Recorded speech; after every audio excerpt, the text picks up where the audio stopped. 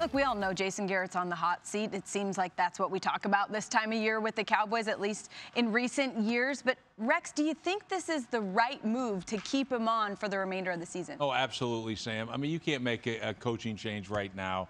And look, everybody's going to be evaluated at the end of the season. There's no question about it.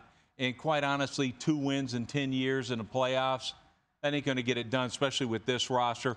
When expectations are set here and you perform here, I've done that a time or two, this is what happens. You get fired. And unfortunately, that's part of the business. Now, look, he's got the whole thing in front of him. If he goes on a run, then it will be like, that's a great job. He's going to get an extension from Jerry Jones in the offseason. So it can go either way. And as a coach, that's what you want. You want an opportunity, and I'd love to have a team that's got that kind of personnel. And you can sit back and say, yeah, judge me by how this season ends.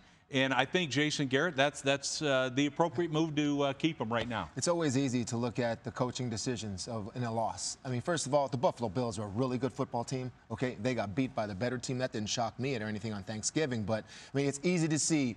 Or the special teams debacles against New England, 4th down situations, anything. Why'd you make that decision? It's easy to say, yeah, he's not getting his team ready to play. He should go.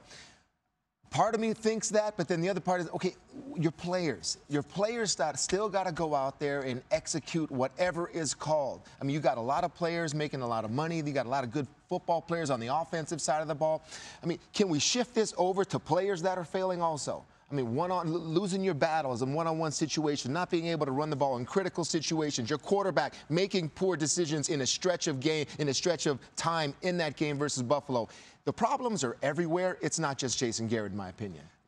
I think the part of the thing is just being the coach of the Dallas Cowboys. The microscope is just so huge. And we're talking about a team that is technically, they're in first place right now in this division. They're top 3 in 3rd down defense. They're top 3. They might even be number 1 in 3rd down offense. They're good. There's a lot to be excited about because the microscope is so big because you're the Cowboys. People are starting to panic. And one reason they're starting to panic is they're looking at the schedule of the Philadelphia Eagles. They're saying, you know what? The Eagles have this easy schedule. They've got one of the easiest schedules in all of football. But what it comes down to is exactly what Samantha said to start this. It comes down to that Week 16 game.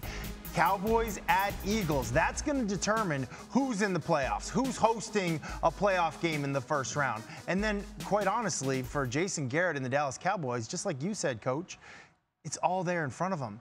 Last year, they lost to the Rams in the playoffs, a game they could have won. The Rams represented in the Super Bowl. This year, the Dallas Cowboys, coaches say it all the time, once you get to the playoffs, you say, new slate, clean slate, we're 0-0. Yeah. And with a talented roster, all they got to do is win a few games, and they're right in there. All their goals are right in front of them. So this team desperately needs a win, none bigger than Week 16. Thanks for watching ESPN on YouTube. For more sports highlights and analysis, be sure to download the ESPN app. And for live streaming sports and premium content, subscribe to ESPN+.